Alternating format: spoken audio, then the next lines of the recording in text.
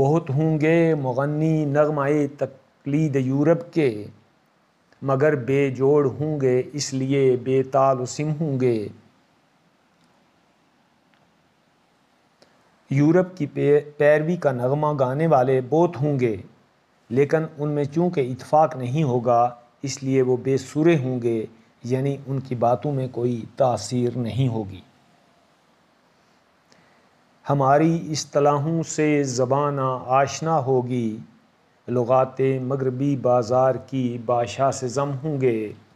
تو اکبر فرماتے ہیں کہ زبان کا معیار بھی گر جائے گا، جو معیاری اور دلکش اصطلاحیں ہماری زبان میں استعمال ہوتی ہیں ان سے زبان ناواقف ہو جائے گی، انگریزی الفاظ زبان میں شامل ہو جائیں گے اور اس کی خوبصورتی اور دلکشی کو ضائع کر دیں گے، اور نتیجے کے طور پر زبان ادبی زبان نہیں رہے گی بلکہ بازاری زبان بن جائے گی۔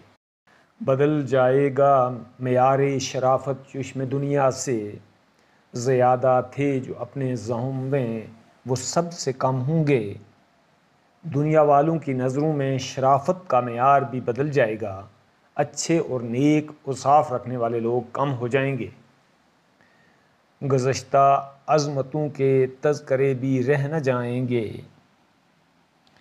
کتابوں میں دفن افسانہ جاؤ حشم ہوں گے۔ یہاں تک کہ اپنے شان و شاندار ماضی کی بات بھی کوئی نہیں کرے گا، اور اپنی قوم کی شان و شوکت اور جاہ و جلال کی کہانیاں کتابوں میں دفن ہو کر رہیں گی، یعنی کوئی ان کو پڑھنے والا بھی نہیں ہوگا، گویا لوگ اپنی تاریخ بھول جائیں گے۔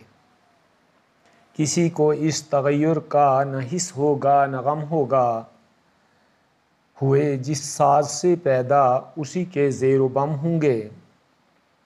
بدبختی کی بات تو یہ ہے کہ اس تبدیلی کا کسی کو نہ احساس ہوگا اور نہ ہی اس کا کوئی غم ہوگا۔ لوگ جس ماحول میں پیدا ہوں گے اسی ماحول کو بہتر سمجھیں گے۔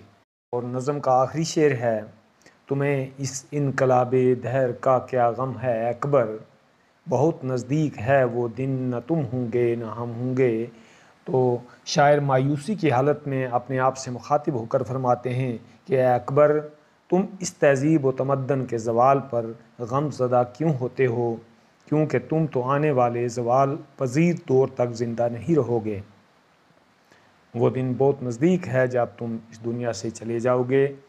میں اکبر نے مغربی تہذیب کا جو ہندوستان کی تہذیب پر برا اثر پڑ رہا تھا اس کا ایک نقشہ کھینچا ہے۔ والسلام، خدا حافظ۔